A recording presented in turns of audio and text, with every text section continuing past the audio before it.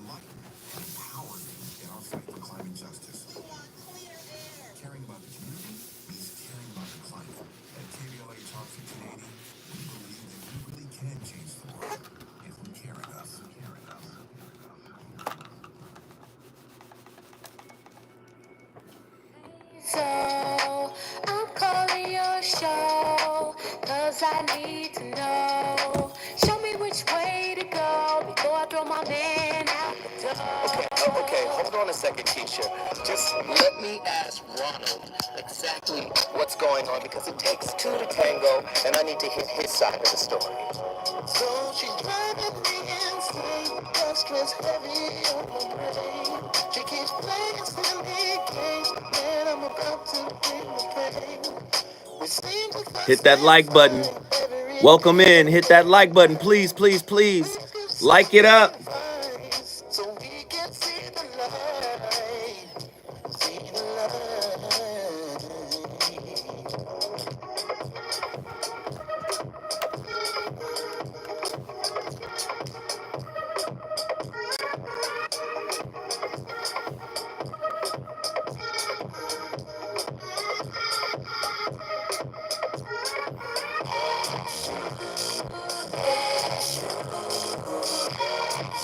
What up, Jesse Johnson?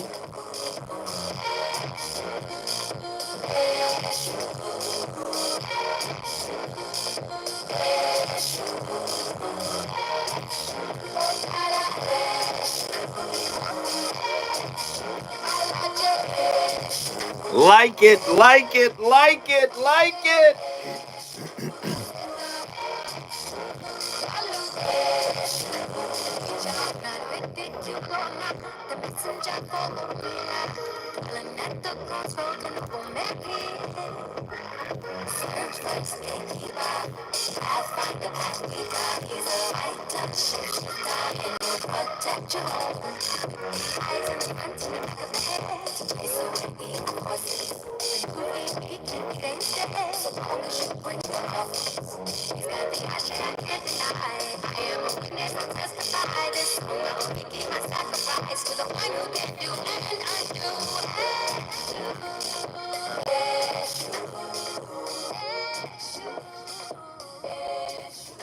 So I was just on a call with a couple, and it became really apparent that the wife was really struggling as her husband was coming clean on some of his insecurities, some of his struggles, some of his shadows, which I always encourage couples to really fully claim for themselves and ideally start to really love and accept in themselves and then each other.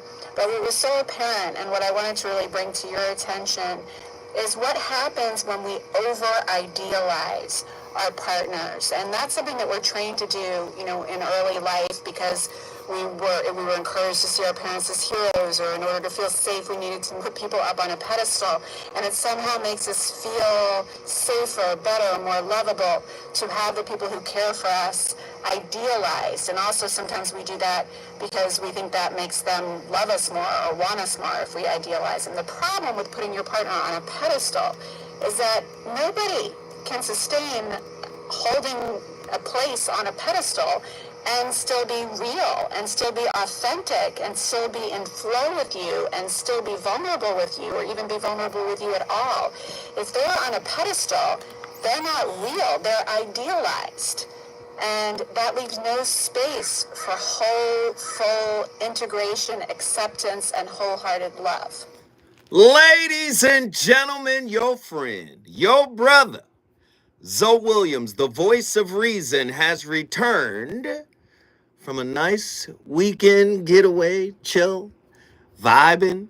Man, I'm back in the building with another topic. You already know what it is. You know how I get down. And as the clip just broke down,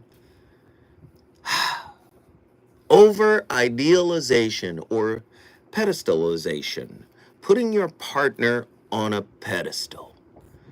Yeesh, that's tonight's topic. WIPS, works in progress, don't belong on relationship pedestals. A deeper look into the nuances of true love and devotion versus idol worship and hidden altars. Who puts their partner on a pedestal nowadays? And should you ever? 1-800-920-1580. Why you should not put your partner on a pedestal in relationship. Do you have, and I don't care if they're a great partner. I don't care if they love you like no one else has ever loved you. They treat you better than no one else has ever treated you. They're there for you. They support you. Should you put them on a pedestal? And what are the adverse effects of doing so? Do you suddenly find yourself becoming the object of someone's unwanted attention? Alternatively, are you someone who uses pedestalization as a substitute for authentic love? I'm smelling some narcissism. I'm smelling it just a little bit. Why do so many people put their partner on a pedestal in the beginning of a relationship, only to mistreat them later? Is that the idealization phase? I don't know. I want to know if you've done it, if it's been done to you, how it made you feel. Please call in and be as transparent as you possibly can. The number to dial is 1-800-920-1580. How does your definition / vision of what it means to be loved contrast with the reality of how you've been loved by others in your relationships? You might think you deserve, remember we live in the I deserve culture. You might think you deserve everything. But if you're not loving on yourself, if you're not facing your own demons, if you're not taming the beast within, do you deserve to be put on a pedestal? I would say you deserve to be loved, but you can only be loved to the degree in which you love yourself. Yeesh. Why do people in relationships with narcissists often put the narcissist on a pedestal? What are 3 things that drive or influence your capacity and or ability to love authentically? Does being placed on someone's pedestal beckon an inevitable fall from their good graces? If so, is it possible to return to your previous height? You know, when somebody puts you on a pedestal, you're inevitably going to fall off, right? I don't want to be idealized. This goes back to my concept of dating a human being. Let me go even deeper. You know, you can work any relationship issue out, right? To me, other than, I would say, drug addiction, child abuse, child molestation, right? You can work everything out. domestic violence, even a lower level of domestic violence, which they classify as CCV or IPV, CCV, common couple violence, and IPV, intimate partner violence. These are two forms of domestic violence that can be treated with therapy. So you can work it out with anybody, right? And I still lean to the side that says, why would you work it out with somebody that's putting their hands on you, right? But you still can work it out, i.e. Ray Rice and his wife. There are countless other examples, right? Moderate violence. We pushed each other. But you have to understand, domestic violence, even though tonight's topic isn't about that, even the common versions of domestic violence, CCV and IPV, can still kill.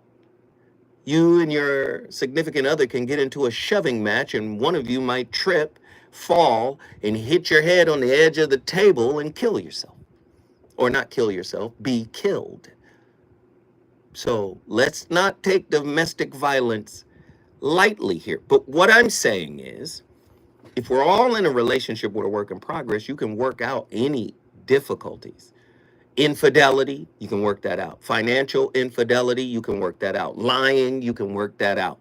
Anything can be worked out. You are, after all, dealing with a work in progress. So nobody deserves to be put on a pedestal if they are in the midst of working on themselves. Now, I do believe you leave a relationship when you're dealing with a person who refuses to work on themselves, who refuses to acknowledge that they have any work to do. Can you work it out with a narcissist? Tough question. Tough question. Can you? Are they malignant? Yeah, there's something called a malignant narcissist. Are they psychopathic? Are they sociopathic? Oof, lot to dig into. But I say narcissism on a spectrum, on the lower end of the spectrum, as long as they become self-aware, you might be able to work it out. Maybe. Strong, maybe. But again, no one deserves to be put on a pedestal. What are the three things that drive or influence your capacity and or ability to love authentically?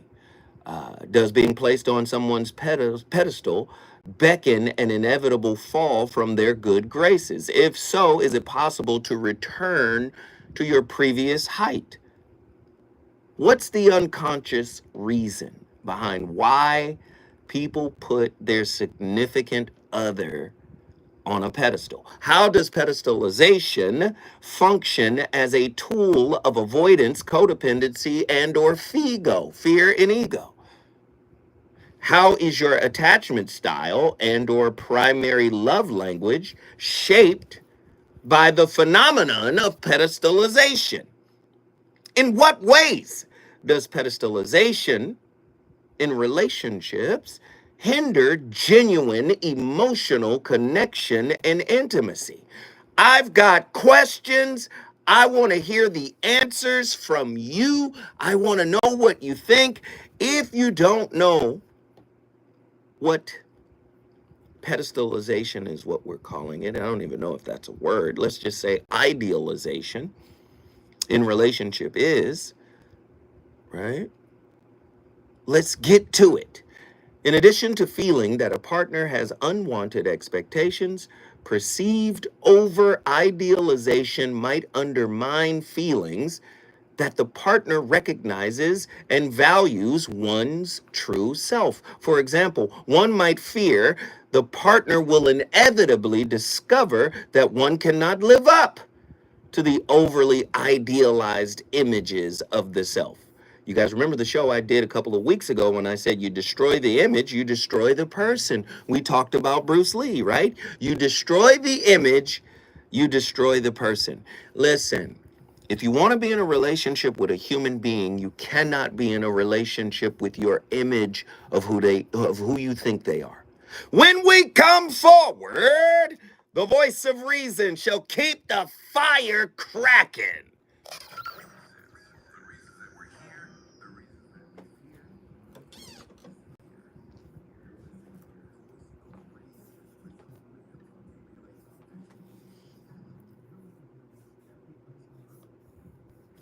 Yo, yo, yo, what up, peoples? What up, my folks? How's everybody doing? Everybody hit the like button, hit the like button, hit the like button. Please, if you want to support this channel, please do me a favor. Moderators assemble. If you want to hit this channel, moderators assemble. Please, please, please, please, please, please, please send your gifts of love, donations, all of that. Please send all of that to my Cash App. Can you guys do that for me? Please send everything to my Cash App. Can you guys send those to my Cash App? Please. Can you send those to my Cash App? Please. Can you send those to my Cash App? Cash App, Cash App. Also, I would love to hear from you guys today. Can we talk?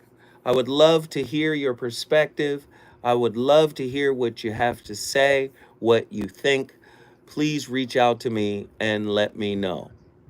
Okay? The number to dial, 1-800-920-1580. The number to dial, 1-800-920-1580. Get to your phone lines right now, right now. Get to your phone lines, 1-800-920-1580. 1-800-920-1580. Call me, call me, call me. There are people in the chat. There are more people in the chat, or there are more people behind the scenes in the chat that are just lurking. We call them lurkers and lovers. Listen, say hello. I know you're probably at work. Just say hey.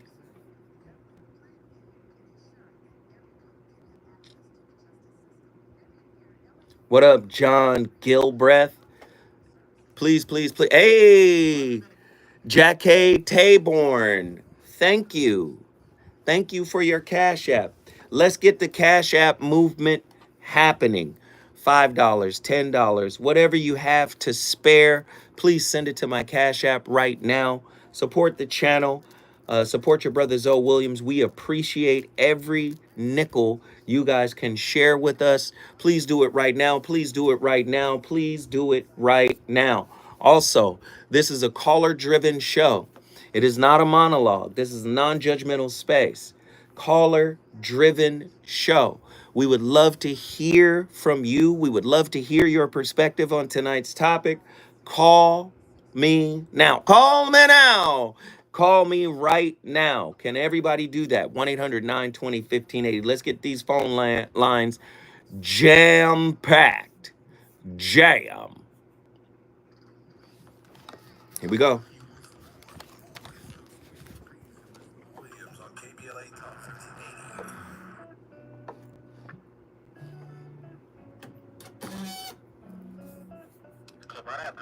Mm-hmm. Take away the big shirts, the tattoos, the sweatpants, and bangs. Okay, I don't wear no makeup, no purse in my hand. My resting face is mistaken for the mean girl. But what if I told you there's nothing I want more in this world than somebody who loves me naked? Someone who never asks for love, but knows how to take it. Are you that somebody who sees a wall and breaks it? Are you ready to fight just to see what's lost behind my flaws? Can you love me naked? Yeah, yeah, yeah, yeah, yeah, yeah, naked. Yeah, yeah, yeah, yeah, yeah, naked. Oh, yeah.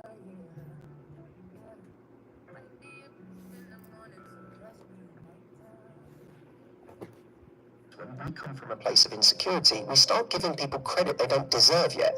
I just had the most amazing date with the most amazing person. Oh my God, they're incredible. Based on what? On what basis? What information could you have possibly got on one date that enables you to say this? You have been seduced by a kind of charm, a charisma maybe, the fact that you did something really fun on the date, the fact that they made you laugh a lot, the fact that they told stories about their past that made them relatable or sympathetic or seem really authentic. All of that is great. I'm not saying be inherently suspicious. I'm saying you don't know. Yeah. You don't know. So on what basis are you giving them all of this value already based on projection and based on insecurity, this immediate putting them on a pedestal and putting yourself down here? And when someone smells that, they don't see an equal anymore. No one's gonna save you but you. The person in your life is simply there to reflect your spiritual homework back to you. What you don't like about them is typically connected to what you don't like about yourself or some type of internal limitation. I've said this before. The person in your life comes to you with a question and you have an answer that's been in you since you were a child. And many of us may not even know that we carry this answer with us. Many of us may not even know what the purpose of this answer is. This answer could have been a notion, a concept, an idea that seemed out of place, but it wouldn't go anywhere because it was always in us. And then we get into a relationship with the question, and now our internal answer has a soulmate. Uh-oh, no one's ever asked me that. This is the first time in my life I've been able to apply this notion, this concept, this answer to somebody. Do you understand what relationship is about? I'm listening all the time. Everybody's got something to say about relationships, and rightfully so. You're a human being. You're born into relationships. Relationships are ubiquitous. I understand. But we can only come from a groveling, begging, complete me position. No one can complete you. Why? Because you're complete to begin with. No one deserves to be put on a pedestal. If you want something healthy, we put each other on a pedestal. But we understand that the pedestal is not equivalent to a plateau. The pedestal is not a plateau. See, sometimes when we get put on a pedestal, we think, well, this is our throne and we're never giving it up. No, no, no. See, relationships are about self-knowledge, the acquisition of self-knowledge. Self-knowledge it never ends. It's endless. Krishnamurti said it himself. There's no end to knowledge. Knowledge has no end. And when he's saying knowledge, he's not talking about book reading. No disrespect to the book readers. I read a crap ton of books all the time. But he's talking about there is no end to psychological knowledge. The onion of your spirit keeps producing layers. And how those layers are reflected is through intimate relationships. The notion of placing a partner on a pedestal in a relationship is often heralded as a romantic gesture, a symbol of admiration and reverence. However, beneath the surface lies a complex interplay of psychological, emotional, and social influences that warrant a closer examination. Why should one resist the temptation to elevate their partner to an unreachable height? The answer lies in the inherent imbalance it creates within the relationship. When one is placed on a pedestal, they are stripped of their humanity, their flaws and vulnerabilities obscured by the veil of idolization or idealization. This artificial elevation sets the stage for disappointment as the pedestal becomes a precarious perch from which the fall is imminent. You can't make a mistake when your partner puts you on a pedestal. You can't make a mistake when your partner idealizes you. You can't. And when your partner does that, although this is not that type of show, but when your partner does that, you should see that as a red flag.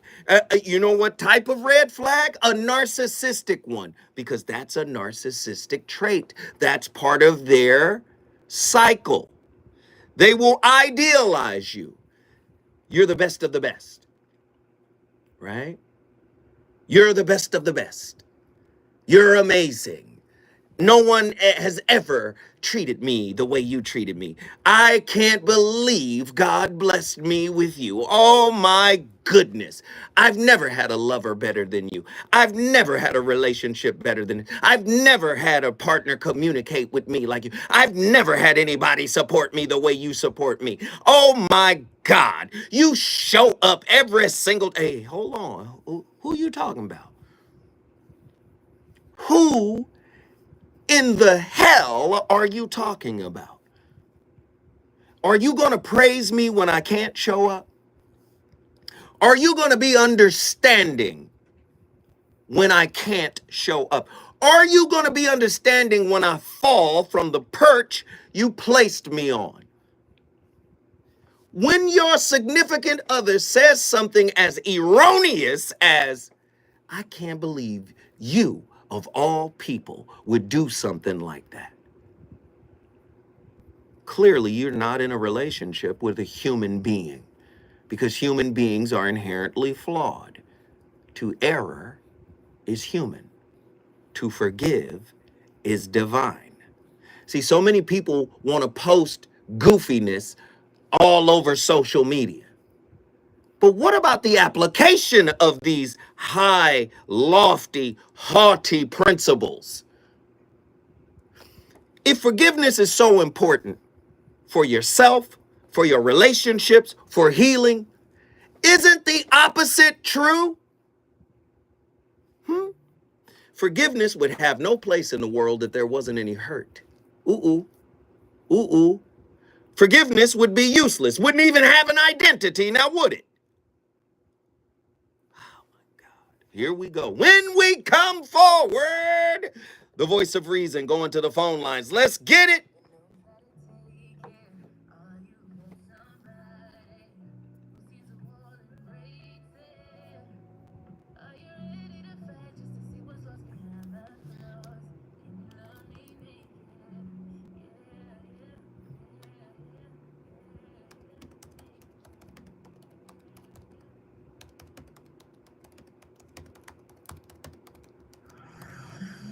He's on fire tonight. It's the voice of reason with Zoe Williams exclusively on KBLA Talk 1580.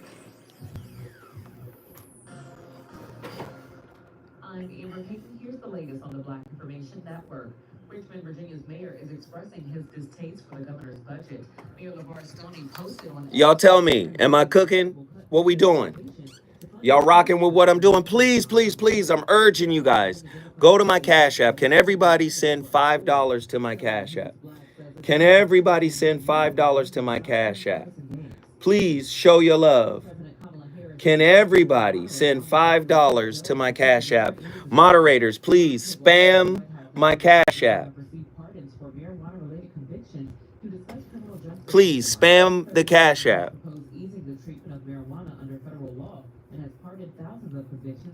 Please spam the Cash App. Can everybody send a little something, a little change to the Cash App? We rocking with you, Zoe. Thank you, thank you, thank you. I hope you guys are appreciating the content. I hope the content is making some kind of sense, some semblance of sense. I hope you guys are getting something out of it. That's what keeps me coming back here every day, hoping that I can change a life for the better, right? Yeah, I was looking at that. Why did Kunta get snatched? Hey Kunta, we sorry, brother. I'm sorry, Kunta. Hey, we just hypersensitive in here about any weirdness, right? We don't want no weirdness to go down in our chat. That's all. LS, thank you for the Cash App. You have done more than enough. Thank you for the Cash App. We appreciate it. We will also be hosting free climate events in various communities throughout the city with food, fun, and forward-thinking conversations. Thanks to partners like LAEWP, Mike Litterus, what up? Community Foundation, the California. Yes, please go to my Cash App. Let's get a run. Just $5. Whatever you could do. Just $5 if you got it. Please support. Support, support, support. You mean you don't want opposing opinions? Didn't say that. That's why it's a non-judgmental space. Yeah, that's why it's a Steve from Tekken. That's why it's a non-judgmental space. I want people to say what they want to say. They can agree, they can disagree, they can come with a counterpoint. It doesn't matter. You're not going to get an argument from me. I want people to speak, right? I want people to speak and share their opinion and perspective based on their experience. All right? What up, Don Williams? What up? What up? What up? What up? What up?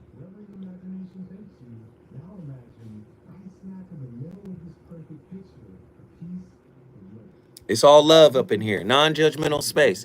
Everybody hit that like button. Everybody hit the like button. Like it up. We got twice as many people in the chat than we have likes. Please like it up, like it up, like it up, like it up, like it up, like it up. Hey, Steve from Tekken, don't come in here bullshitting though, because they will block you. So you can have an opposing opinion, you can have an opposing perspective, and that's wonderful. But if you come in here on that fuck shit, they have my permission to block your ass from the channel. So if you want to come and build, let's build. But if you want to come in on some fuck shit, under dig. You understand? Under dig. You're going to be removed from this mug. All right?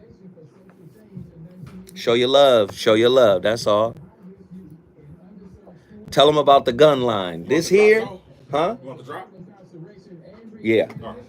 Yeah. This here, boss, is the gun line.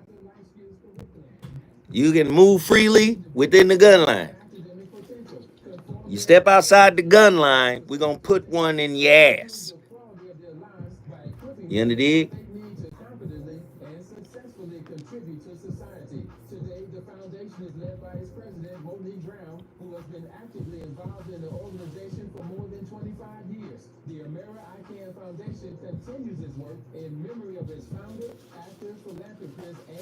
Okay, so this is what I can tell you about my book. Fuck, I can't tell you that.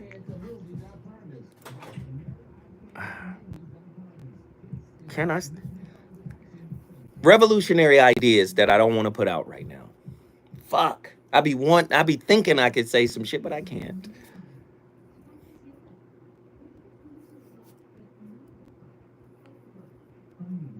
One question that I'm told to be, you're not being told to shut up. We're giving you the rules of engagement as if it was a debate.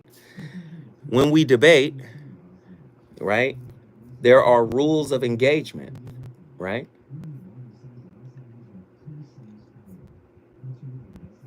Rules of engagement, fam. That's all. Not being told to shut up. Clip after the drop.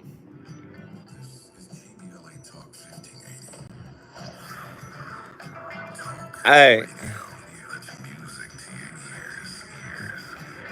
How can I make up rules for communication? They're all coming from somewhere, right?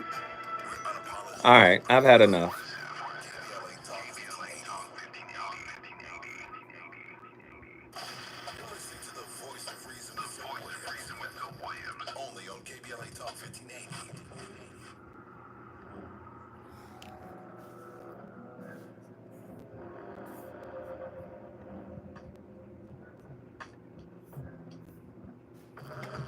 just had a fight with my family over something trivial too.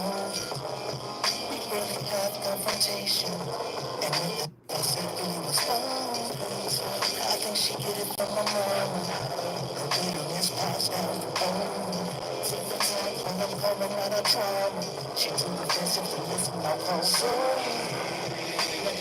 I got problems. You got the type of advice that I need. I couldn't get to from the emergency. They was hard enough the time that I need.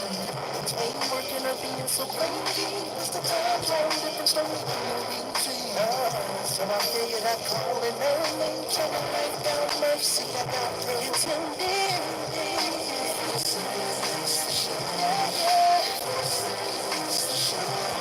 So just lay back in my hands. So everybody tuning in. So The voice of reason, yeah.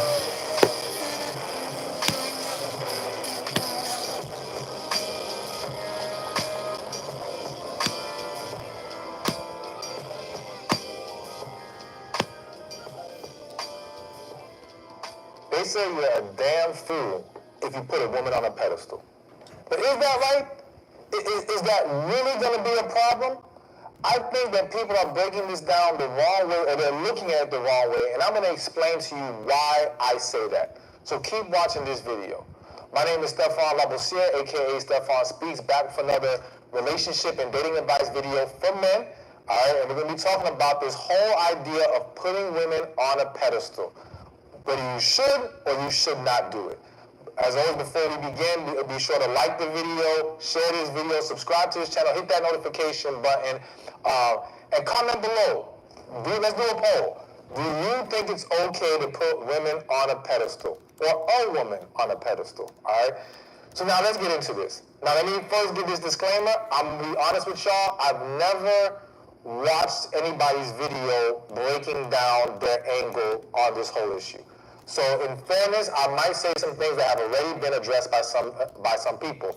However, what I have seen in a lot of comment sections and a lot of videos, titles and things of that nature is men saying you never put women on a pedestal. Now, let's start with why I get what they're saying, all right?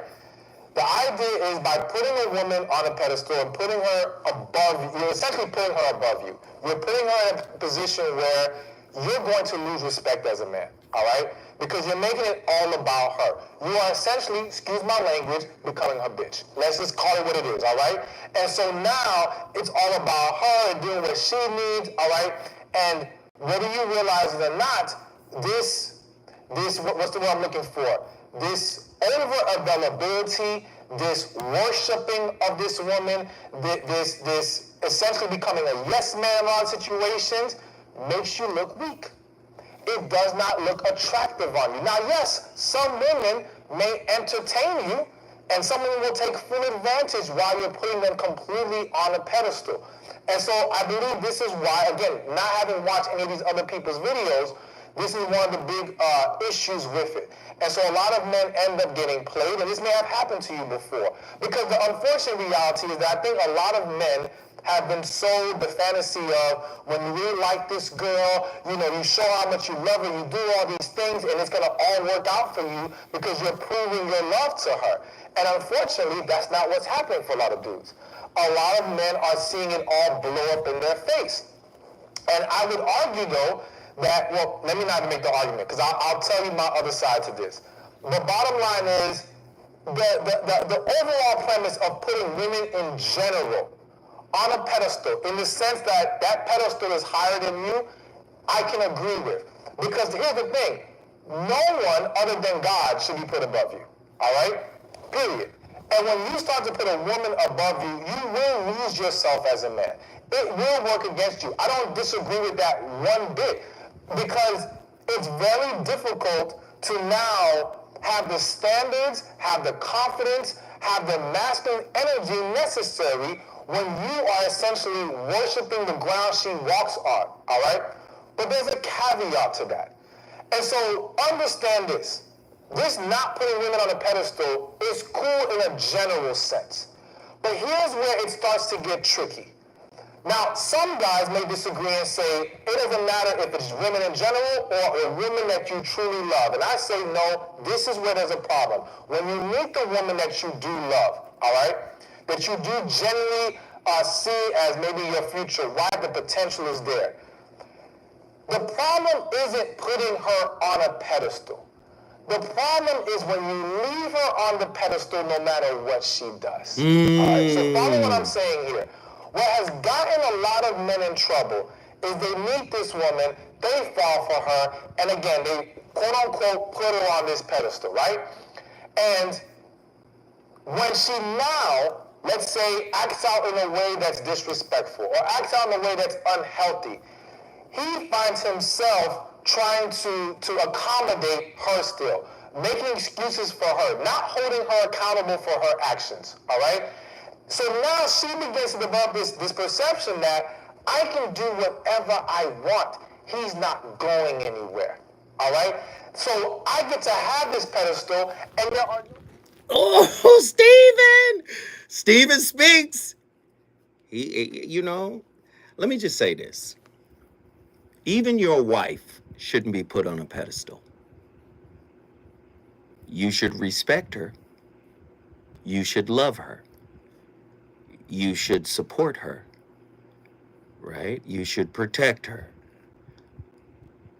But she should not be put on a pedestal. Listen, I'm guilty. I done put people on a pedestal that did not deserve to be on a footstool. Do you hear me? I'm guilty. I'm not going to come in here and front like I got it all together. Trial and error. I done put people on a pedestal and got turned into a straight yatch. You understand me? I got yatchified. I surely did. Never again shall I do that. You know why? Because it comes back to that old adage. You put your pants on one leg at a time, just like me. You got to go to the restroom and squeeze off a loaf of cheese, just like me. You got childhood trauma, just like me. You got unhealed wounds, just like me. There's no way I'm going to put you on a pedestal when I see you ignoring the work you're supposed to be doing. If you come through acting like, oh, you came from a great family and ain't nothing wrong with y'all. If you come through and you lack accountability with the mess you bring into this relationship, your poor communication skills, your inability to say you're sorry for what you did, actually, listen, you come in here with this mess, there's no way you're supposed to be put on a pedestal. Only perfect people belong on a pedestal. And far as I know, I have yet to meet a perfect person. Go ahead, Andy. What was your thought? You know me, I feel like I just got to push back just a little bit, right? Because I feel like, you know, words, it's like all semantics, right? Some of it, yeah. Some of it, right? Because taking a positive spin on it, me being in a relationship, I feel like I have to put my woman on a pedestal, right? To show her my love. But of course, there's caveats to everything, right? And I think everything that you just broke down, that's when, you know, I start to maybe bring her down a notch. But like, I still put her in a pedestal in a way because it's just a way that I show my love. But I don't go too crazy. I feel like I guess there's a spectrum. Wait, stay with me, Andy, because you on to something great. Maybe the word pedestal isn't the right word. Yeah. What you do, and this is what men should do, and I haven't always done it, but this is what we should do. Instead of putting them on a pedestal, we should create distinction. Absolutely. You, my lady, the one I love, are distinguished from other women. Facts. So I agree with creating an air of distinction. I don't do this with anybody. I do this with you. I don't, only my woman can be a part of this decision making process. Only my woman can be a part of this household. See what I'm saying? I think it's about distinction and not pedestalization. When we start putting them on a pedestal, just like Stephen Speaks said, we create a boundary where we blowing smoke up something, where they get to think, hey, I'm above and beyond reproach. No, you not. Not as long as you still mad at your daddy. Not as long as you ain't forgave him. Not as long as you and your mama still on the outs. Huh? You got forgiveness work to do within your own family. I'm seeing you stonewall your family.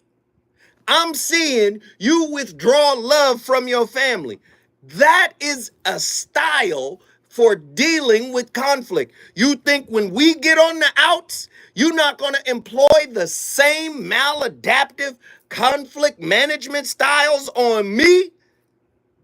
I see how you treat your baby daddy. Ooh, Lord. And he might be terrible, but a good mother recognizes if that man want to be in his child's life, that man wants to pour in his child positively, you take your personal feelings about that dang failed relationship out of it. And you give him the opportunity to be daddy. Why is that important? You got 46 chromosomes. 23 are the library of mama, the genetic library of mama. The other 23 are the genetic library of daddy. And guess what? He needs to read those books just like he needs to read yours. Oh, here we go tonight. WIPS, works in progress, don't belong on pedestals. What are your thoughts? Get to your phone lines, 1-800-920-1580. When I come forward, I'm going to Oakland, California.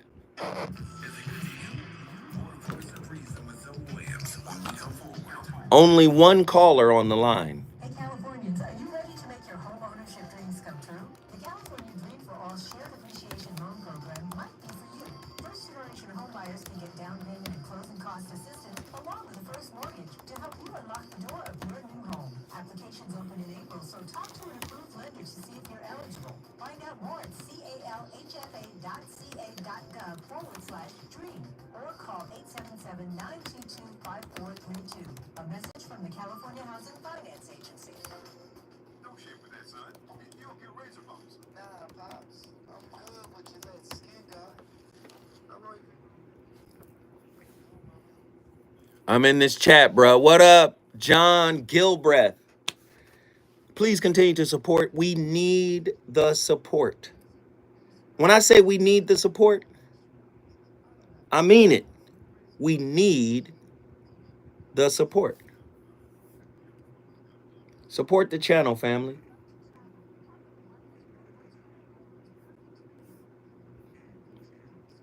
Support the channel. Moderators, assemble. Please go to my Cash App, drop $5 on it if this information, if this perspective, if this show edifies your mind. If you are getting something out of it, man, show a little courtesy, show a little respect. Just drop twos and fews on the Cash App. Moderators, assemble. Please put my Cash App, flood the chat, spam the chat with my Cash App.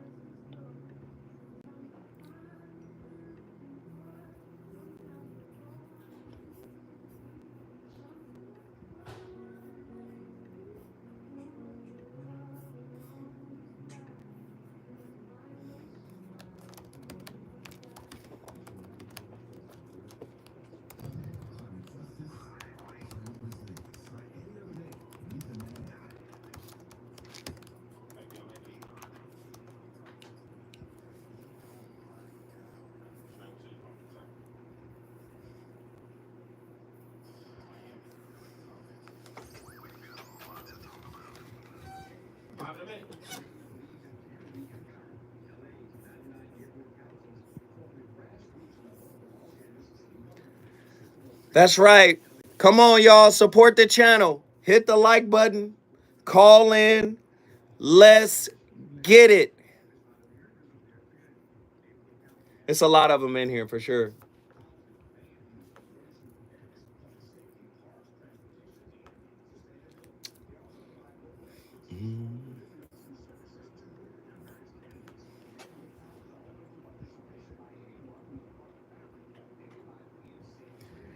Jordan Lang, thank you for the Cash App. Anybody who's hit me on the Cash App, if I'm on break, I'm going to shout you out. Jasiri, Jarsiri. Thank you for the Cash App. I'm gonna shout you out if I see it. Hit that Cash App. Show your love.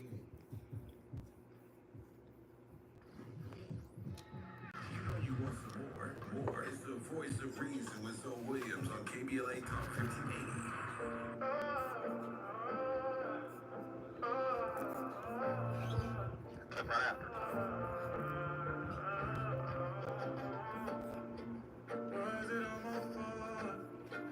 Baby, one day I'll grow. Not fixing with broncos. Instead, I'm in this ride and I barely know. But she already knows what it is. I'm not looking for the one. Set up for now, I'm having fun. I'm done cause I always get done. Won't be here for long. Maybe you can hit me if you want. But now I gotta put myself first. We can get it, we can touch and do it all night. But if you're looking for love, let's be lost with it. We can get it, we can touch and do it all night. But if you're looking for love, let's be lost with it.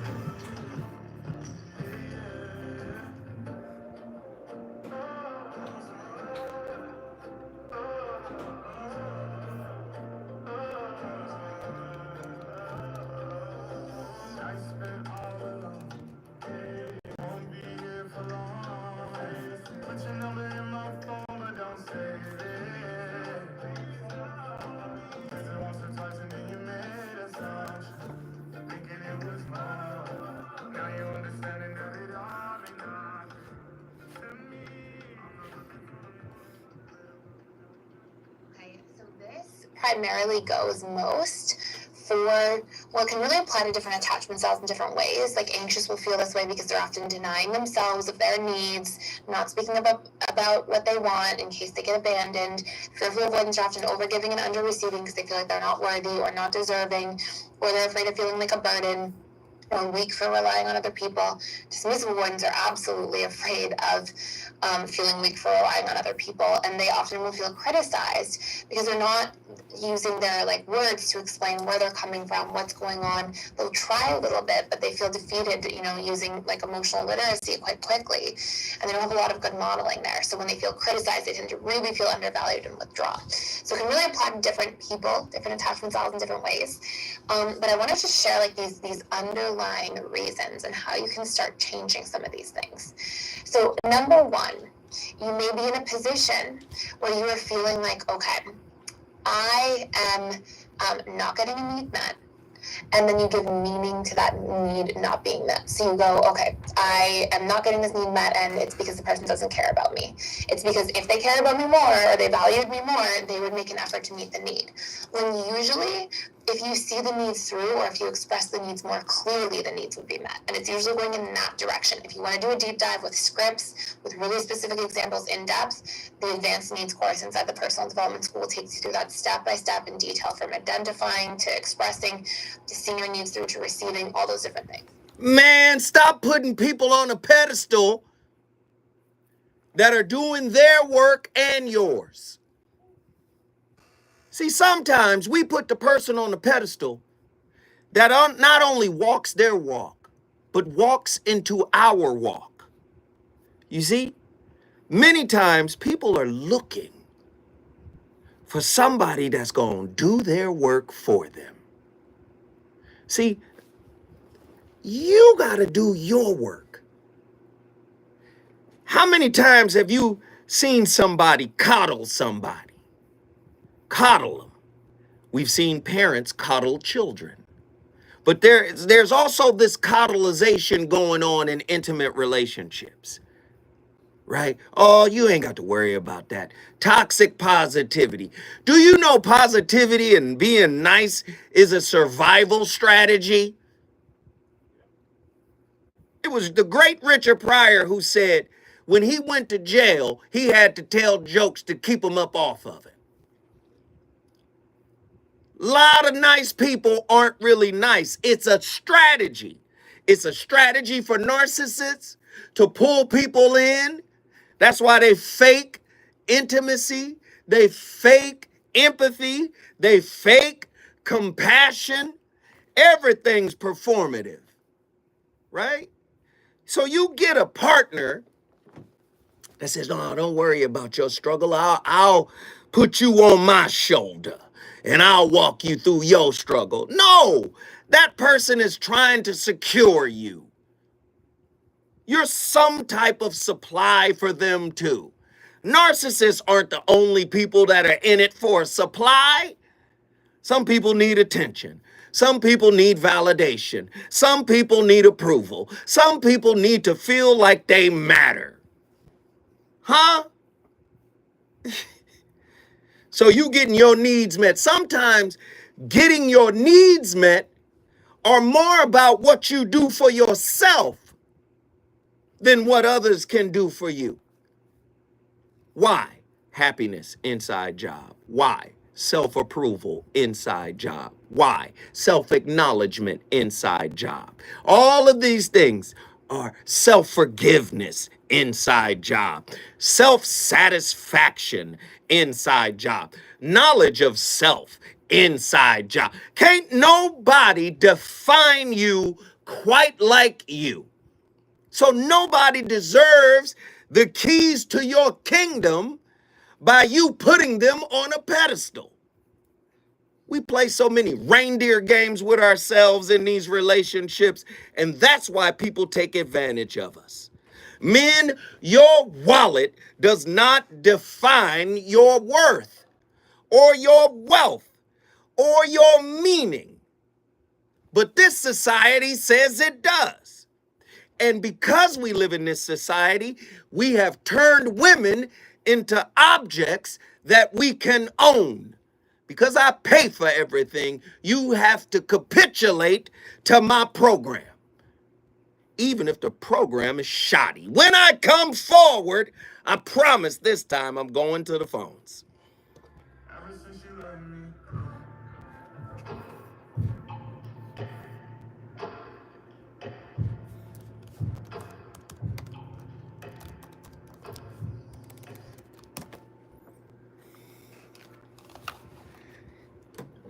Come on, y'all. Please. Let's keep it rocking.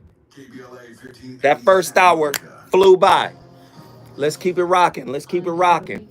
Anybody that hits that Cash App, I'm going to shout you out. We're just asking for 5. If you can give more, great. We just asking for 5. Please show your love, show your appreciation. Support, support, support. Your brother Zoe Williams needs the support.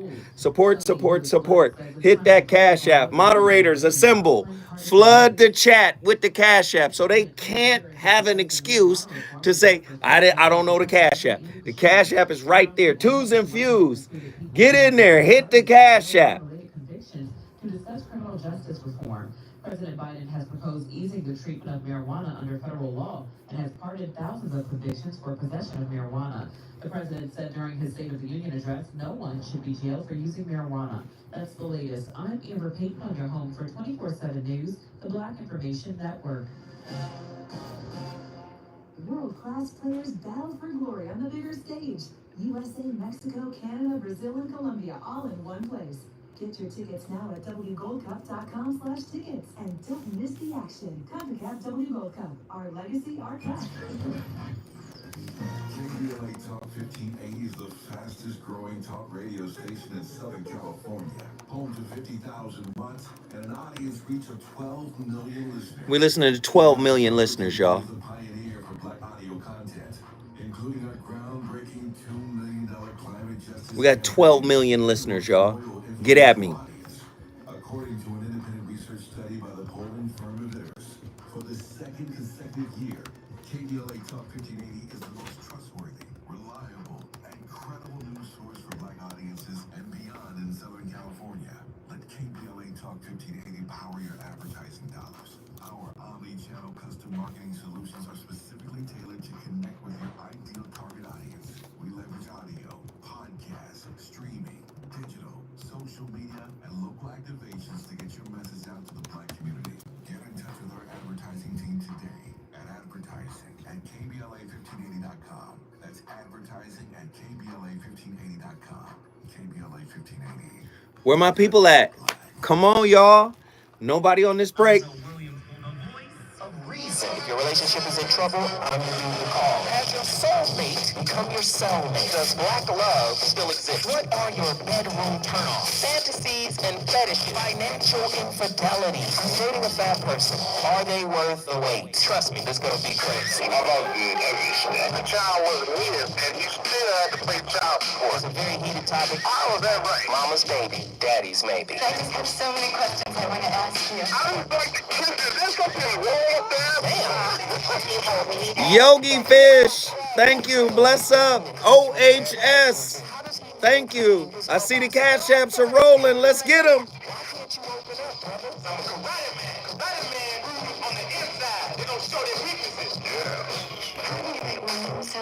So Williams and accountability. The voice of reason. Hello friends, Zachary Stockhill here from retroactivejealousy.com, and in today's video I'd like to talk about a dangerous mental pitfall that I see a lot of retroactive jealousy sufferers falling into. If you benefit from this video and you benefit from my work in general, please take a moment to let me know by clicking the like button below and making sure you are subscribed to my channel. Anyone who's taken my premium online course, Get Over Your Partner's Past Fast, anyone who has read my guidebook, Overcoming Retroactive Jealousy, is probably familiar with the idea of me talking about pedestals, not putting your partner on the pedestal, not elevating them to some kind of saint-like or godlike status and then being disappointed when, shocking, they don't live up to this glorified, sort of idealized image that you might be painting of them. In truth, people don't want to be put on the pedestal. People don't want to be glorified. People don't want to be idealized, because when they slip up, when they show some cracks in the facade, when they make a mistake, which they will, it's not a question of if, it's a question of when, because everyone's human, we're all human. When they slip up, it becomes all that more distressing, upsetting, disorienting when all of a sudden our sort of idealized image of this person is shattered. I really believe it's best to enter every relationship with the expectation, in anticipation, that this person is going to mess up at some point. This person is going to have characteristics that really tick me off sometimes. This person is going to make mistakes and hurt me once in a while. Obviously, there are limits to this. I'm not saying you should put up with abuse or anything like that. Obviously, I'm saying that we're all flawed. If you're a human being, you're flawed, and your partner's flawed as well. So I talk a lot about pedestals and taking your partner off the pedestal that you might be putting them on some level. However, I don't think I've ever talked about this before, but it's an idea that I believe is perhaps equally important. And that is taking yourself off the pedestal that you might be putting yourself on. So you might be thinking, wow, that sounds really strange. Let me clarify. So on some level, and I would say that I see mostly guys doing this as opposed to women. I've heard from some women Okay. do this, and a couple of... Then he fumbled at the 2-yard line. He was cooking, and then he did the Pete Carroll. We on the 1-yard line, and then you throw the pass instead of running Marshawn Lynch. Listen, y'all better check yourself. Women have a notorious passive-aggressive, clandestine way of doing a lot of the things that men do. It's just that men come straight out with the goofiness. Most of us. There's some of us that are slick like women too. But what I'm saying is you cannot let women off the hook. Oh, men do this more than you don't know. There's no empirical data that shows. Knock it off. We're all works in progress. Men and women. We just express it differently. Just like the research is coming out about women being covert, vulnerable narcissists. Whereas the majority of men and both categories of narcissists, grandiose and covert, are still in the minority of the population. But don't make it, oh, only men are narcissists. Wrong. Everybody is a work in progress. Andy had something to say. As I was listening to the clip, and yeah, you're right. He did fumble right there. He fumbled at the 1 yard line with the Super Bowl on the line. Because, a lot of men nowadays, they're talking about how they're the catch now, too. You know what I'm saying? Mm-hmm. But I just wanted to share a strategy growing up of how I would take women off of pedestals. And I got it from my homie. He would always say, women burp and fart just like we do. How about it? I was like, you had to go to that extreme, right? I had to create that visual to, this sounds kind of whack, but like to humanize them. Yes. You know what I'm saying? Yes. But, and when you're close enough, they do it on you. Watching a movie, Netflixing. Legs in between yours, y'all giggling, and next thing you know, what in the world? What in? Don't lift the blanket up. It's gonna come out. Human beings. Come on, we got callers on the line. Let's get them in here. Sean, Oakland, California. Let's talk. Well, brother, you covered so much here. I'm going to do my best to condense it in my, the way I always call. Thank you. Expectations, right? It's all good if you are in the same team, on the same team, right? I mean, if expectations are fine if it's reciprocal. If it's not reciprocal, expectations, when people are like, trying a new relationship and you say, you're going to do this for me. Usually it's economic, sadly, but that's usually how it happens. It's economic. But if it's not economic, it could be something else. But my point is, look, people, look for someone that you're, you're looking for them to do something for you. See, I can't even say the word because I just know it's teamwork. It's reciprocal, and that you are working together for the same goal to have a very good quality of life. I love it, Sean, and I appreciate the brevity in which you executed your topic. I love it. I love it. I love it, Sean. Guess what you just did, man? Hey, Oakland, Bay Area in the house. Bay Area in the house. If you want to bring your city in the building, all you got to do is call us, 1-800-920-1580 in Nzinga, Pensacola, Florida. Talk to me. Hey, good evening. How are you? Yes. I'm good. How are you, Mr. Bell? I am alive and well, still here. I'm glad. Good to hear it. Good to hear it. So, what I'm about to say, you're probably not going to like. That's all right. Say it. But, okay, so there's an adage in the woman community. A man has to like you more for the relationship to work. I see it on Instagram. I've heard my friends say it over the years all the time. And, and to me, that's indicative that men sometimes tend to put women on a pedestal a little bit more than women will do for men. I'm guilty. Y'all got Beyonce. Beyonce told y'all to the left, to the left. There's another you coming in a minute. As a matter of fact, he'll be here in a minute. You're right. I'm guilty of idolizing y'all. I'm guilty, and I'm never going to do it again. Go ahead. Finish your thought. Well, and I think this is because of this. You see, when you said that, I forget how you referred to it, but because of the feminist movement, now we have the no man movement. Mm-hmm. And I think now, men, I guess they have woken up a little bit to see that probably wasn't the way to go. And, now we're avoiding things like somebody getting their heart broken in 5th grade, and now they don't like black women, or they're just players. That's true. They're 60. That's true, man. So,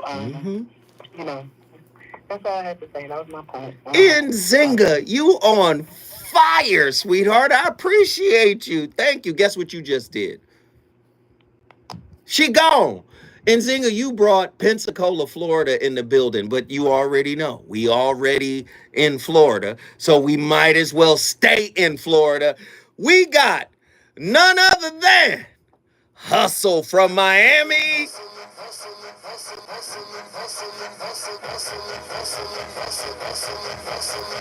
Every day I'm hustling, every day I'm hustling, every day I'm hustling, every day I'm hustling, every day I'm hustling, every day I'm hustling, every day I'm every day I'm every day I'm hustling, every day I'm hustling, every day I'm hustling, every day I'm hustling, every day I'm hustling, every day I'm hustling, every day I'm hustling, every day I'm every day I'm every day I'm hustling.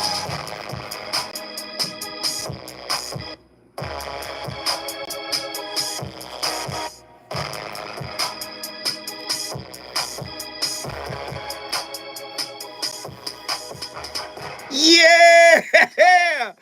Hustle, my man. What's up, brother? What are your thoughts on tonight's topic? We got to play your intro every time, brother. I'm sorry.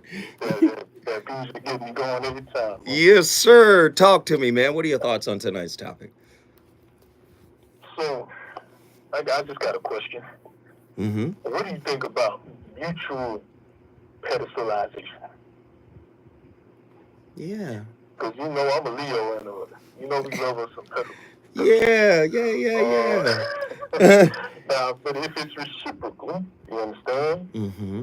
Is it still a pedestal, or is it just something that oscillates? No, I think you're bringing up a great point. I think mutually putting each other on a pedestal is cool so long as you know that the pedestal doesn't represent the end of the work. You know, like for instance, I'll give you an example. Kobe Bryant, he's up 2-0 in the finals. And, you know, the reporter asked him, you know, why aren't you smiling? Why aren't you happy? And he goes, is the job finished? And he goes, no. He said, well, there's nothing, you know. And I'm not saying you shouldn't be happy about putting each other on a pedestal. I think that's beautiful. Mutual pedestalization. But I think idealization is a problem in relationship. Let me just say it this way. I think it's better to be seen as real than ideal. What are your thoughts on that? I don't want to be your ideal situation. I need you to be with a human being. I need you to be with a man, a real person who will, in fact, disappoint you, frustrate you, hurt you. I'm going to do that. I don't want to do that, but chances are, me being a human being, I'm going to cross you up in some kind of way. That is normal for human beings. So if we put each other on a pedestal with that understanding, we are real people capable of letting each other down. These pedestals do not represent the ideal, but they represent the real, then it makes sense. What are your thoughts? Well, it reminds me of something I told a lady not too long ago. I mean, when we first met, I told her I'm not looking for perfect because perfect ain't real. Boom. You know? And I think that's just something that we kind of aiming for, and it's something that we kind of looking for. And if you look for what's actually out there, I think you'll actually find it. Wow. Heavy stuff. I'm with you. Hustle, guess what you just did, brother? Miami in the building. If you want to bring your city in the building, all you got to do is call me 1-800-920-1580. Third Eye in the chat said something that was quite profound. He said, all my exes cheated on me with my ideal self. When we come forward, the voice of reason going back to the phone lines.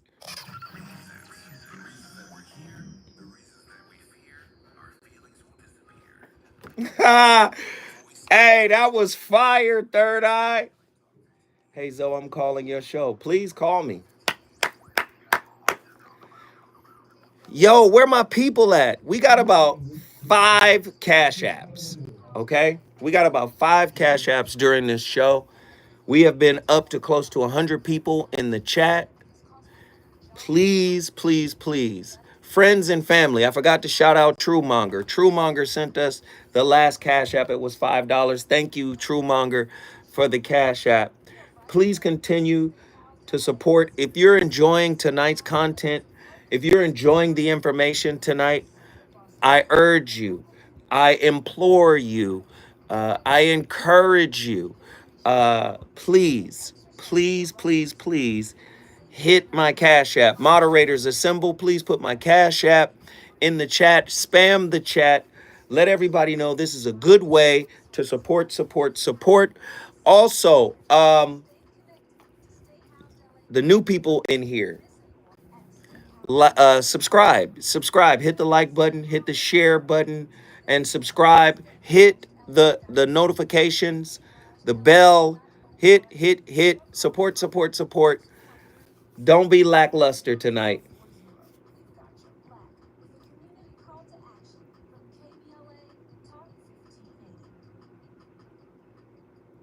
That was enough for I would smoke once an hour. That is what all that would happen at some point in the day. I would end up doubling up. Other ways that I tried to quit was I stopped buying cigarettes totally. But if I took 3 puffs off of 15 flavors, Subscribe, subscribe, subscribe. Everybody subscribe, subscribe, subscribe. Hit that like button, hit that like button, hit that like button. Show, show, show.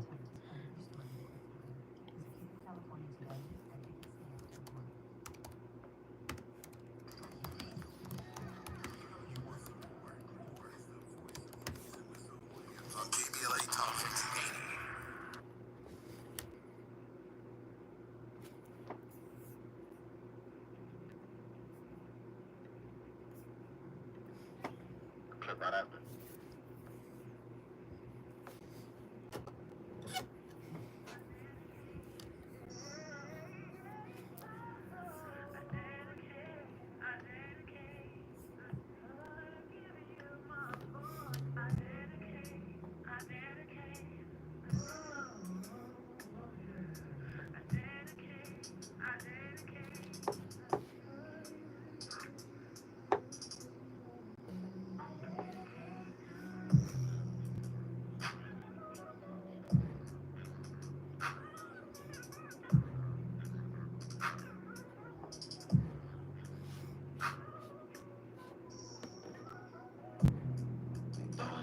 I'm all night.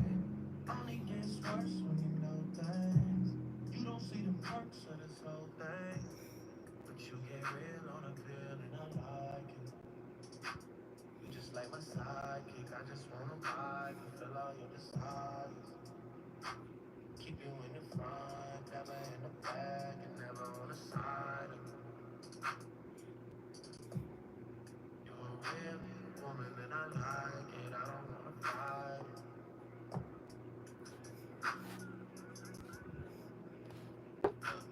You know I'm alright, and nothing left to hide. Your other side. Talk about you like you never leave a side, but I don't really buy it. Me, I'm moving quiet, all the things you try.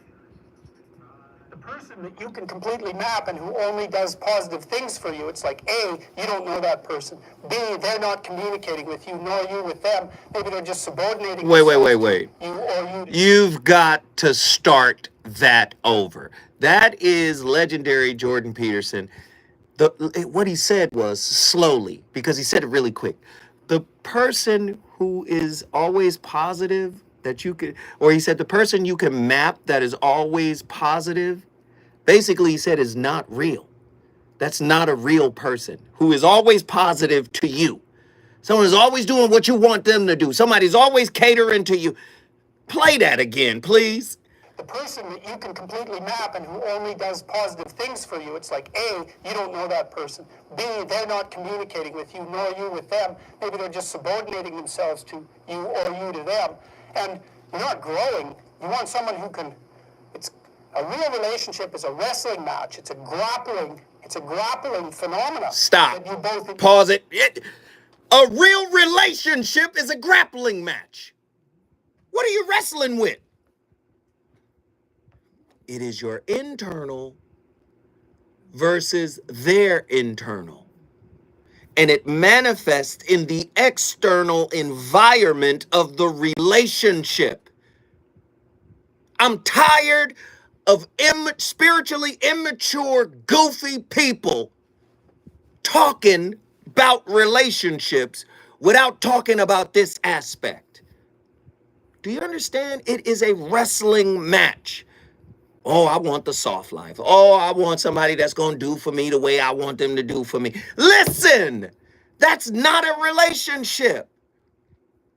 That's some goofy who's put you on a pedestal to make you feel like ain't nothing wrong with you. Women do it to men too.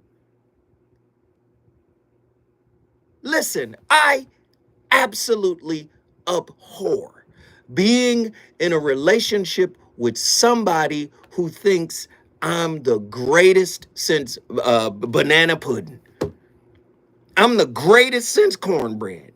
I'm the greatest since fried chicken. Listen, I want to be seen as a human being, a real person, and I want to be appreciated for being human. Do you understand? I didn't sign up for perfection, but many of you did. Right? We got to stop signing up for perfection. Do you understand? Nobody's perfect. And you wind up ruining good friendships, good connections with people when you treat them poorly because of your maladaptive beliefs about how relationships should be. If you don't know how to be human yourself, meaning if you haven't accepted your flaws, your weaknesses, your low points, how can you accept those that come from someone else? Now you're looking for the relationship mime. Do as I say, do what I need, don't disrupt me, stay in lockstep with me and all the good things that I think I am. It's a travesty, a travesty, a sham, and a mockery. It's a travesty mockery. That's what it is. And that's what most relationships are. I'm sorry, let him finish. It's a real relationship is a wrestling match. It's a grappling phenomena that you both emerge transformed from. And that's what people want. They don't want to push over. Not unless there's something wrong with them. You know, a narcissistic person who never wants to be challenged will want a partner who does nothing but deliver exactly what they're told to deliver, but they will mistreat them beyond belief. What does the optimal relationship look like in terms of positive and negative emotion? You might say, well, utopia, nothing but positive interactions. It's like, no. Imagine you get people to code the interactions they have with their partner during the day. You know, you sample it. You say, was that interaction positive or negative? And then what you're trying to do is predict the longevity of the relationship. Okay, so here's the data. If it falls under 5 positive interactions to 1 negative interaction, the relationship doesn't continue. Fair enough, too much negative. That's easy to understand. If it exceeds 11 positive to 1 negative, the relationship doesn't last. Why? No challenge. Right? What do you want from your partner? Bliss? No, you don't. Well, that's a representation of Diana. You could think of Diana, there's an opposite, Durga, in Hinduism, and she comes forth if you make the proper sacrifices to Kali. But I wanted to show you alternative representations from different cultures of these archetypal forms. This is Diana, positive feminine, multi-breasted, right? She's the thing that nourishes the world, and so that would be, on one hand, your mother, who obviously protects you from the terrible aspects of fire and danger, but also nature conceptualized as the positive feminine in general. The source of all fertility and all food and all beings and all good things. Something that you want to have on your side, that's for sure. And you might say, If you acted heroically, properly, and you played the metagame and not the game, and you made the proper sacrifices, then you'd never encounter Kelly. You'd only encounter her benevolent counterpart. And so then you might say, well, does she even exist then? And that's something that's very interesting, is because the degree to which the terrible part of the world manifests itself in your life is proportionate to how insufficient you are. And we don't know the full extent of that. If you got your act together completely, maybe all the suffering would disappear from your life, or at least maybe all the unbearable suffering. And maybe all the suffering or the unbearable suffering from the lives of people around you too. And you already know that because there are people that you'll go to in a crisis that you can rely on, and you know they'll help you. And you wonder what the world would be like if you were like that and everyone else was like that too. We'd have a lot fewer crises. And the ones that we do have would be a lot more manageable. And so when people say, well, why is the world so rife with suffering? One answer to that is because we're not yet what we could be. And at least that's an answer that we have some control over, right? You're not going to talk God out of making the world suffer, that's for sure. And you're not going to negotiate directly with Mother Nature, but you might be able to put yourself together a little bit and see if that works. At least it's under your control. And God only knows what the upper limit of that might be. Well, here's the decomposition. You're not going to talk God out of making the world not suffer.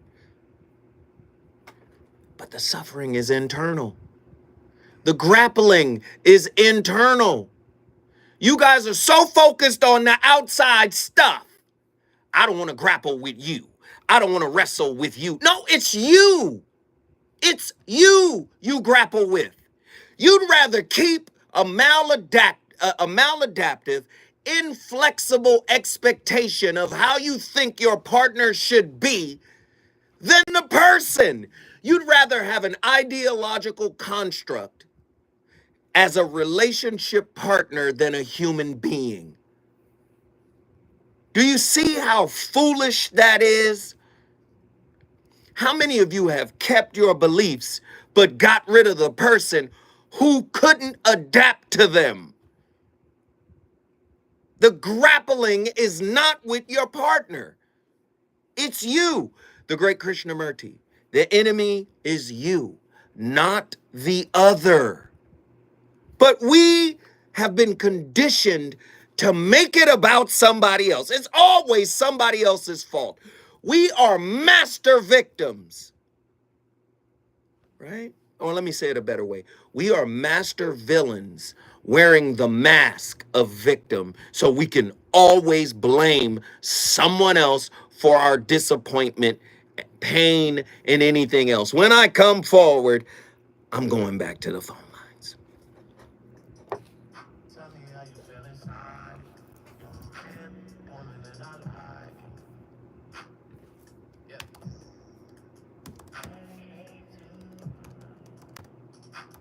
I need you inspired. I need you excited. I don't wanna fight.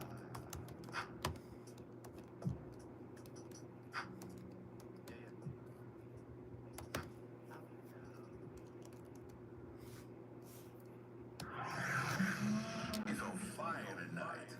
This is the voice of reason with Zoe Williams.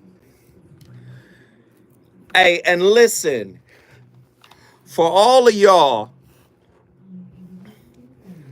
complaining about my playlist and talking about Drake, just know a woman gave me the playlist. Okay? A woman put this playlist together for me. So this is not one of my, this is not, from me. If you notice, a lot of these songs are from younger artists. So these songs come from a sister. This is not me. A younger sister. This is not me. I just wanted to see what the playlist would sound like. Follow the Voice of Reason on Apple Podcasts, 300 plus episodes.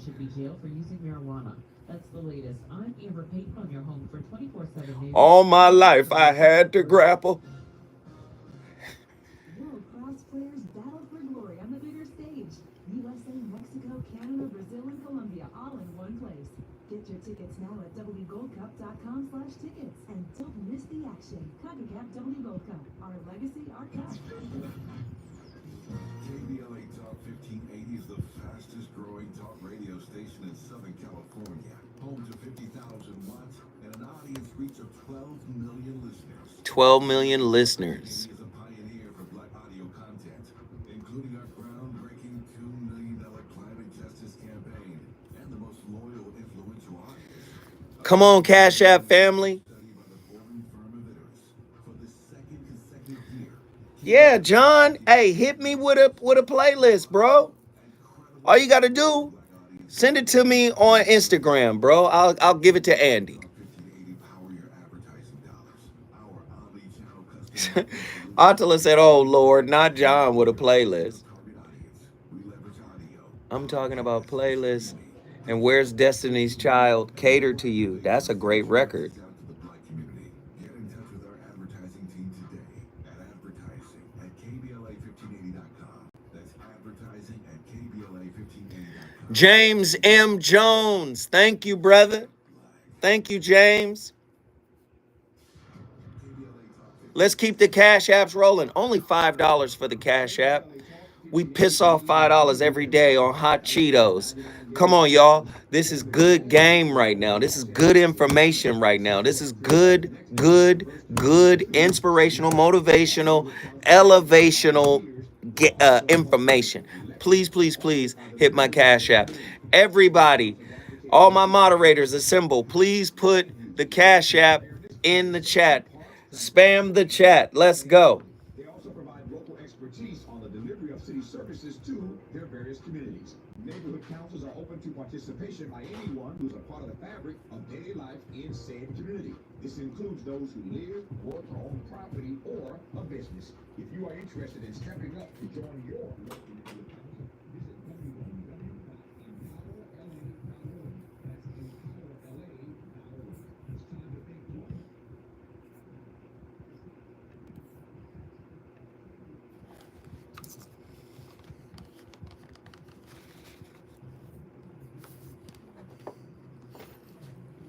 Let me shout you out on the Cash App. And I know brother John Gilbreth doesn't have Cash App. So John, if you want to hit us on the super chat, if you haven't already done it, please do so, brother. Thank you for always supporting. If you don't have it today, we understand. You deserve a day off. But I do recognize that you don't have a Cash App. So do what you must, my good friend. Everyone else, please hit the Cash App. Please hit the Cash App.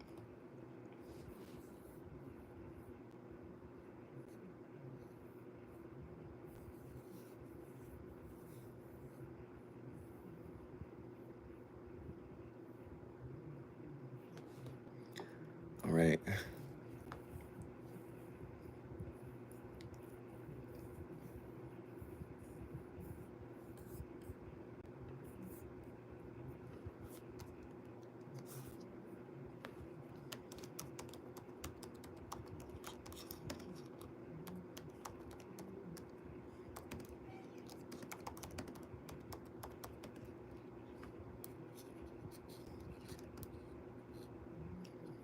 John Gilbreth. Thank you, man. You got us to, just because of that, man.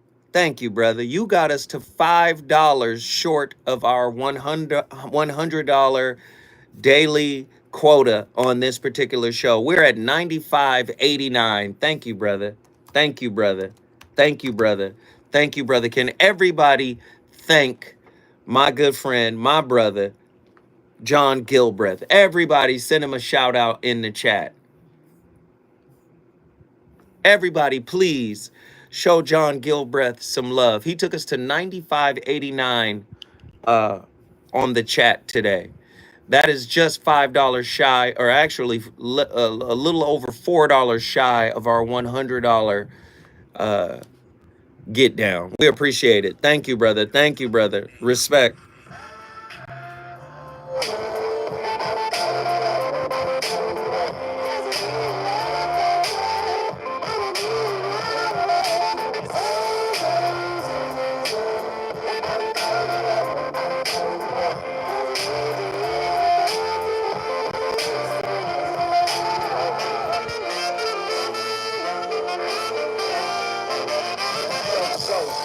got this two-timing chick who got her revenge from when I was on my two-time tip.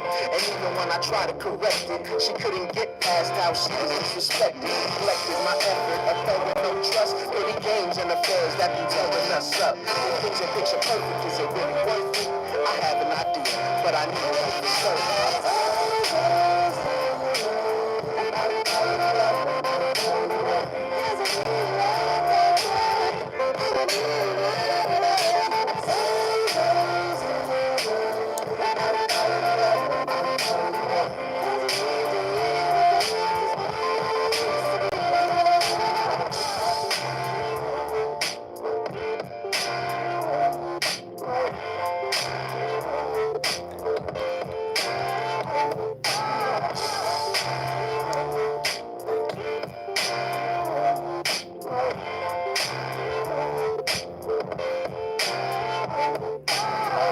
the intense and unstable relationships when it comes to somebody with BPD. Interesting part about that is that pedestal phase, is how they put somebody on the pedestal in the relationship. And what I find is interesting is that there's that pattern, right? It's a pattern of unstable relationships, and the pattern is based on the way that we go into a relationship, and that is creating the pedestal for the other person to get on it, and the other person doesn't even realize what they're necessarily doing. They don't even realize that the person that has BPD signs and symptoms have put them on a pedestal, and the person with BPD doesn't even know that they've done it either. So again, this is an interesting concept of these relationships, is because neither one understands what's really happening.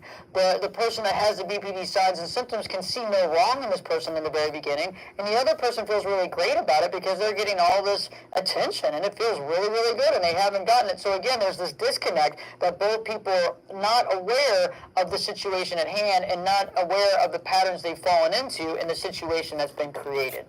Wow. BPD. Heavy stuff. Wow. BPD, people who have this idealization phase. Oof. Ah, gosh. It's so many layers to this topic. Woo. All right. Anyway, here we go. Let's continue. We got callers on the line. Let's get them in here. The creator of tonight's topic, Attila Phillips from Houston, Texas. Get in here. Man, why did you create this topic? My goodness. Well, I'm glad you asked, because I was actually going to go into that first. So interestingly enough, I was not thinking about romantic relationships. I was actually thinking about family. So I'm the oldest daughter, oldest granddaughter with my parents. So interestingly enough, it kind of brought me back to Ross Rosenberg talking about the silent gaslighting. Mm-hmm. And so the thing with that is, I had the same experience growing up, where there's just always this feeling that, like, you're not good enough. Even though things are not directly stated to you, there's still an expectation that you perform. And so for me, I think it just kind of caused me to shy away from anything that had to do with leadership or spotlight, because I'm like, I don't want that responsibility. But, if you got a calling on your life, you can't outrun you, and you can't outrun your destiny either. Personally, that's just what I think. So, essentially, what I'd like to say is, someone in the chat asked, I can't remember who it was, they asked, like, who really has the power in these pedestalization type situations? And it's similar to beauty being in the eye of the beholder. The person putting you on the pedestal is nothing more than a puppeteer. And you are sometimes you can, I would say, depending upon your upbringing, your attachment style, you may be willing, unwilling, either one of those type of participants in the situation. Because if you're dealing with someone who has more covert means of dealing with you, then you don't realize that the whole point of putting you up there is for you to fall. Say more about that process. Is this real? Absolutely. I mean, I grew up with it. Absolutely. You do it to people? Talk to me. Tell me, walk me through your process of pedestalizing someone only for them to fall down. What in the world? Talk to me.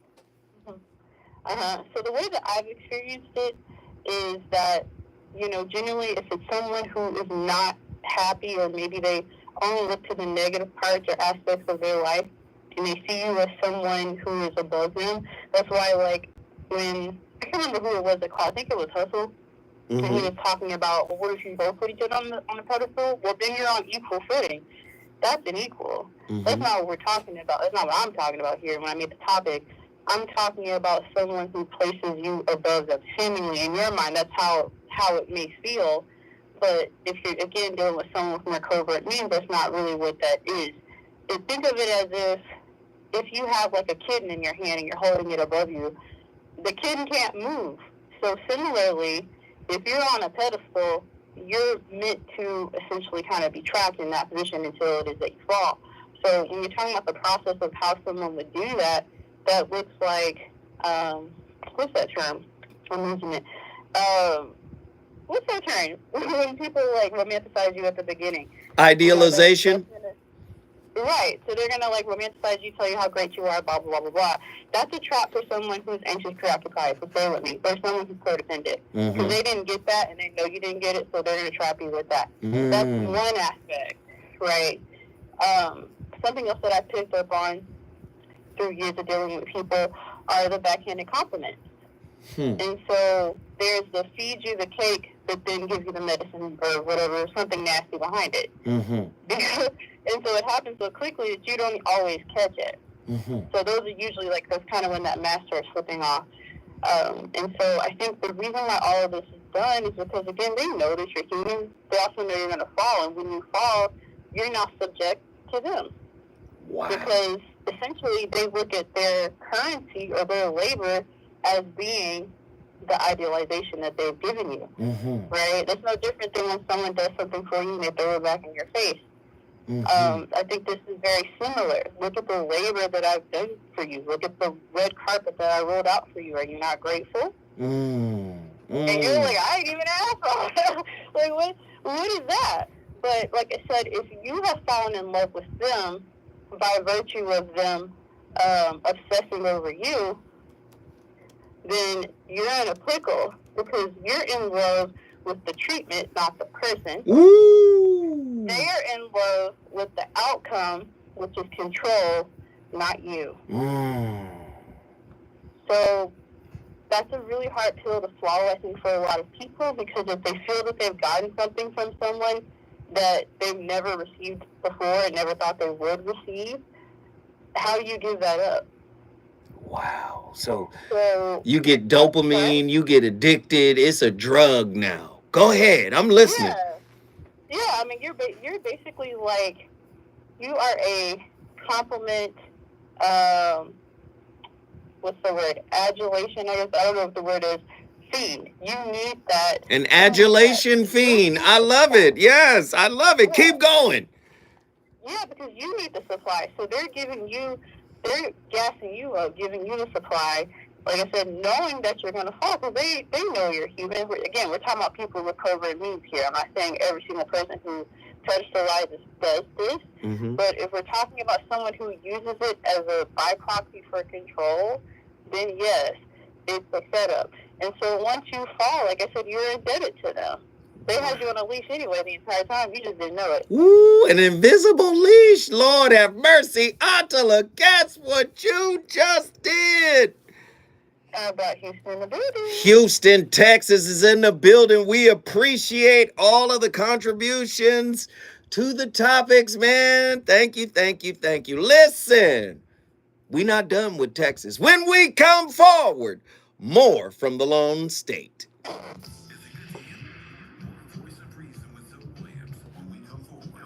Lone Star State. Tips to help improve your credit score in 2024. Establishing credit is an important key to achieving financial health, but building a credit history from scratch can feel challenging since you need credit to build credit. First, what does it mean to build credit? All consumers have a score between 300 and 850. You want your score to be as high as possible, as lenders just look at your credit score to make loan and credit decisions.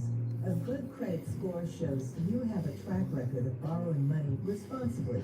Remember, it's never too late to build or rebuild your credit.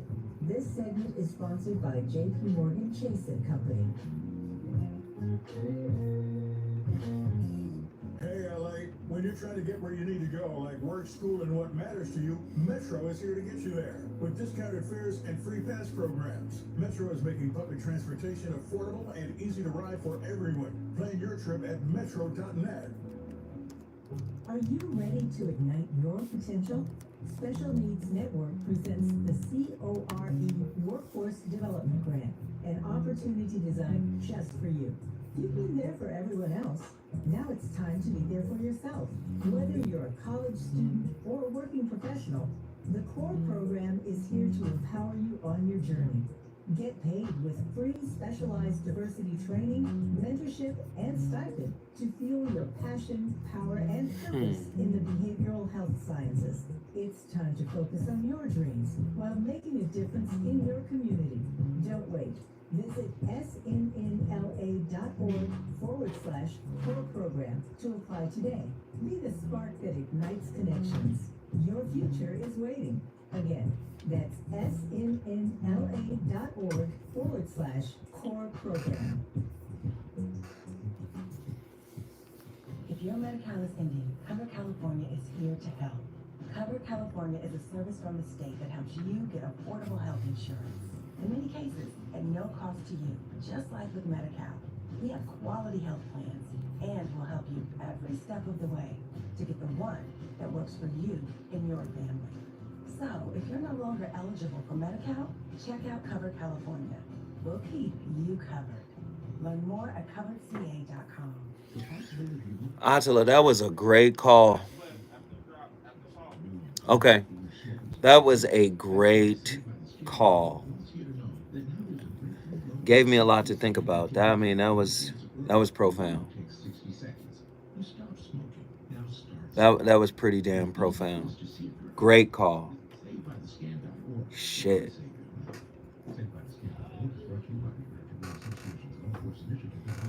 Thank you guys. Thank you guys.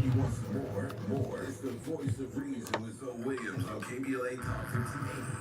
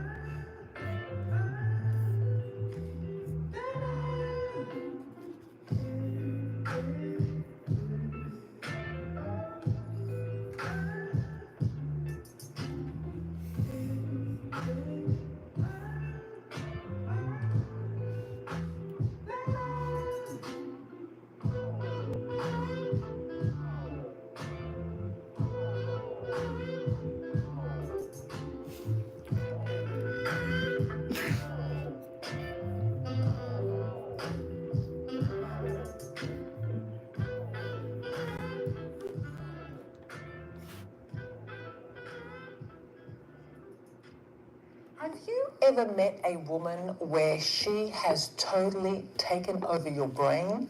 Where you think about her 24/7 because she's amazing, she's beautiful, she's everything you've ever dreamed of. Wait, pause it. And This goes for men too.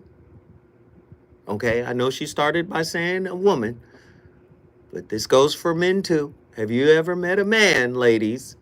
All right. amazing, she's beautiful, she's everything you've ever dreamed of. And before you even realize it, you have put her up on a pedestal. Does this sound a little bit like you? Well, if it does, you need to listen to this video. Hi, I'm Stefania Pulio from The Gentleman's Square, and I am a men's love relationship coach and hypnotherapist, and I help you build rock-solid relationships by understanding female energy. That's right, understanding how a woman thinks, her psychology, and how to keep her ignited in a sexy, passionate, loving relationship without going crazy.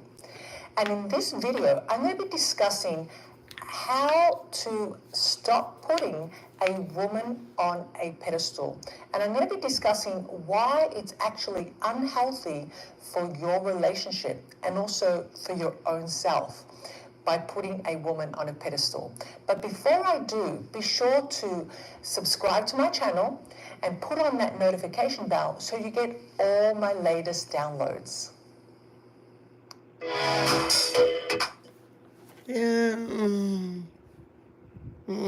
putting them on a pedestal, huh? I think we pretty much cleared all of that nonsense up. Can't do that with human beings. Everybody's flawed. Even the person putting you on a pedestal is flawed. What kind of pedestal are they going to build if they don't have a pedestal for themselves? Oh, looks like this is our final caller of the night. Dallas, Texas is in the building. Y'all know who it is. It's True Monger. Let's get him in here. That's why I'm sick of getting treated like another damn stepchild. Kill a punk cause I ain't him. You gotta deal with the 9 double limb. The day is coming at you all. Hey, just think. If brothers decide to retaliate and try to keep you from running up. Yeah, True Monger. Hey. What are your thoughts, man, on tonight's topic? Oh, man. Oh, you must have liked this topic. Whenever he go, oh, man. That's how you know this was good. All right, go ahead, brother. I think pedestals is something that we've been conditioned with, thinking that we're supposed to do that. I learned at an early age about pedestals, especially like going through sports. You see it happen all the time. You see coaches put certain players on pedestals and all that, and leave other players behind because they're getting what they want out of these so-called top players. So they're going to treat them better. They're going to praise them more. But as soon as they don't get what they want from them, they talk suicide. So this is AAU for relationships. We putting them on pedestals? Is that what you... Yeah. Pretty much. The whole through little league, high school, college, all that stuff. Wow. But I think people are out of touch with reality. You can put your partner on a pedestal, but it should be even. It should be mutual. So don't gas them up any higher than they should be, and they should treat you with the same respect. As long as y'all got each other's back, you should be straight. But if you gassing them up and putting them way up high, just to snap them down and pass judgment for everything you may say as soon as they make a mistake, then your intention was never good. Your love wasn't really good because if you could do that, then you try to act like you're not flawed. And we're all flawed. We all screw up. The difference is whether you own up to it or not. And it goes for both men and women. A lot of people don't like to own up to their mess. And when they do, some people will hold on to it, throw in that face every chance they get, or if it's real, you might be upset for a little bit, but y'all move forward together. Y'all learn from it and keep growing. So people are petty. People are too petty nowadays. I agree. That's why most relationships don't work, because they're not based on anything real. They're based on ideas and ideology and all this stuff. And I'm like, y'all tripping.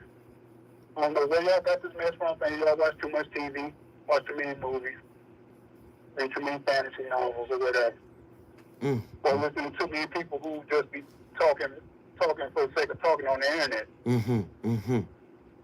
Not really telling you anything real. They're just telling you what you want to hear.